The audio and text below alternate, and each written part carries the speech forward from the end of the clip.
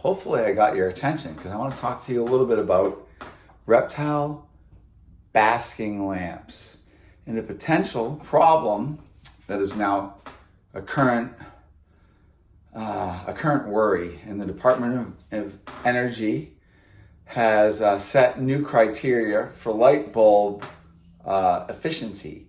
And sadly, many of the basking lamps that we use for reptiles are going to be either removed from our availability, or they have to be reconsidered. And right now, we use basking lamps. We use flood lamps, which are projecting infrared energy down to create a hot area. And they also have a visual light, which of course these are sun worshipers. So that light attracts those animals to that heated area. And this is really, really critical for a lot of us keepers.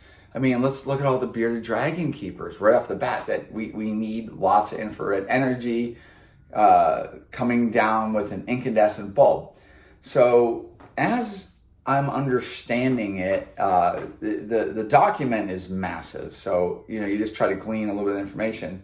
But ultimately, visual light that we use for reptiles, between 2,500 and 7,000 Kelvin, which is the color temp of that light that is really great for reptiles, is on the chopping block. And what they do is they are having demands that for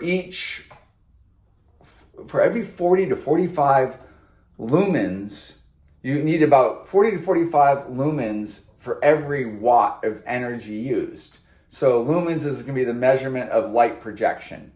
And that becomes a real hard thing to accomplish. And let's look at our standard, like the industry standard, I'd probably say would be, let's say, Zoom Ed. So Zoom Ed is massive. It's in all the pet stores, and Zoom Ed makes all sorts of products for all of us hobbyists.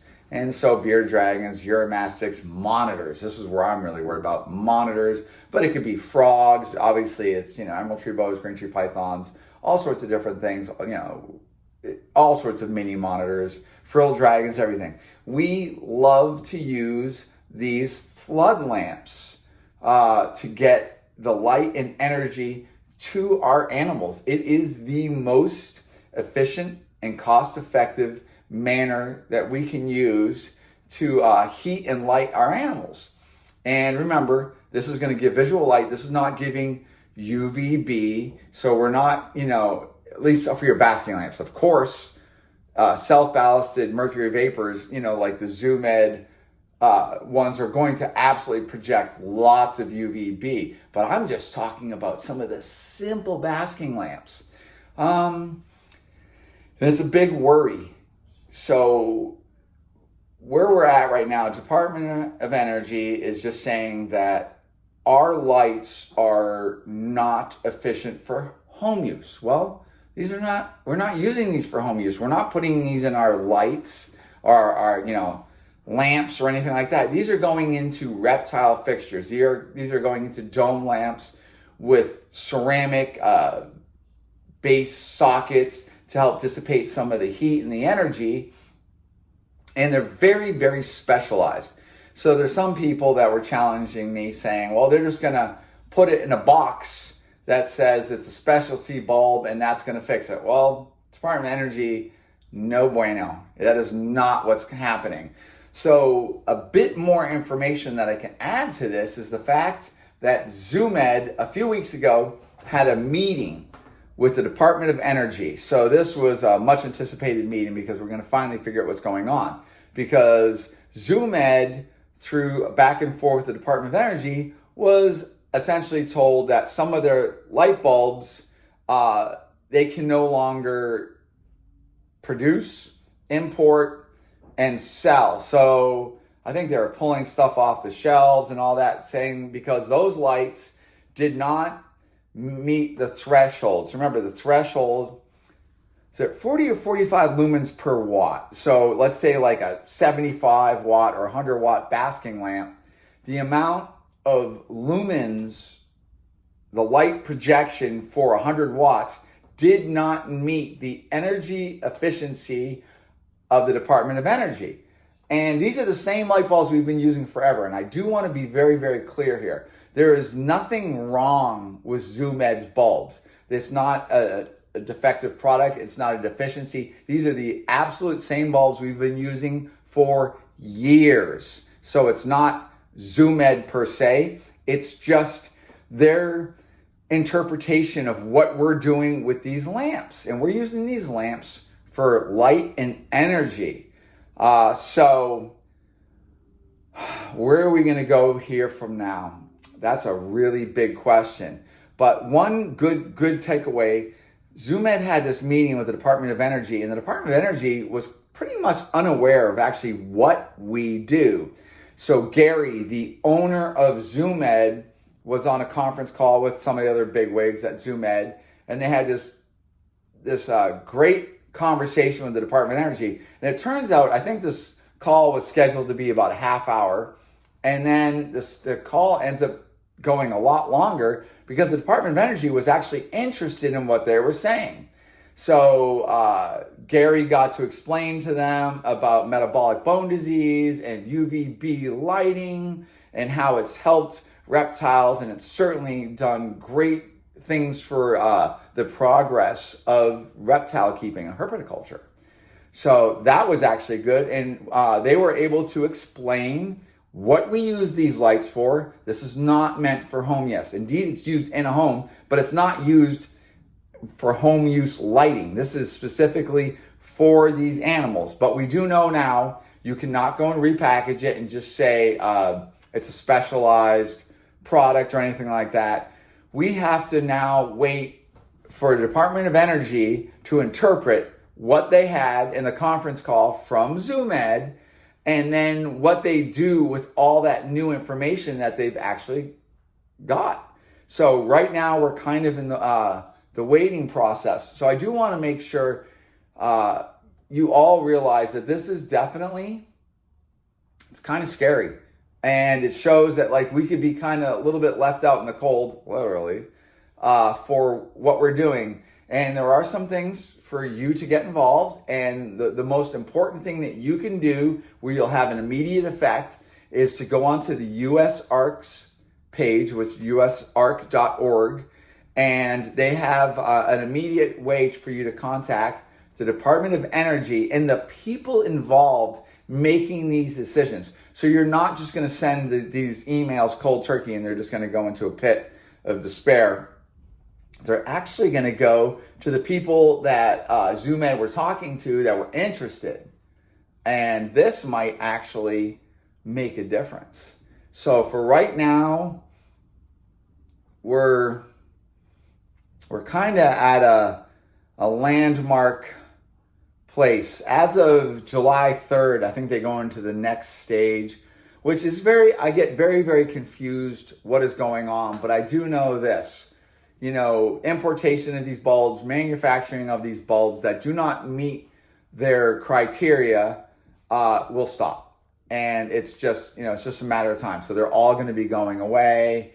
And that is absolutely worrisome for me and what I do. But I'm also worried about the hobbyists, because let's face it, guys, we do not want to make it harder and harder for us to keep reptiles in this, in this time. Things are tough. And in fact, for a lot of people, their pets are more important to them than ever because, life is a struggle.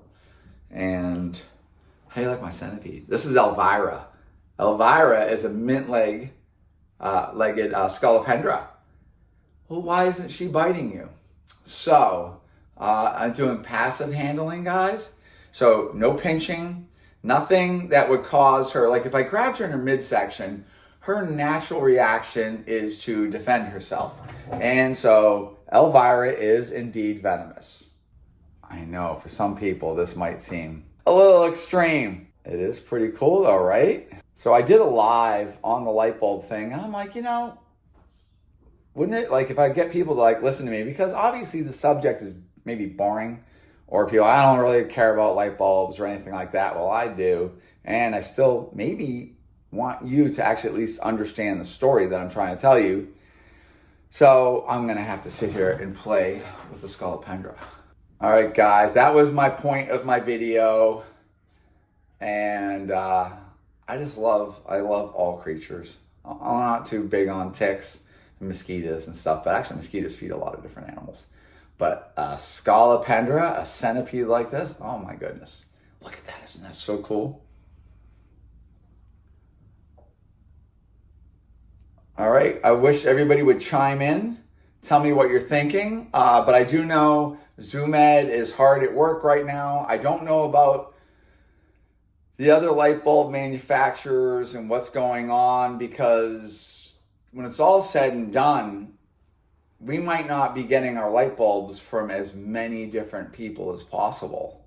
And I don't really know what that means for the future. But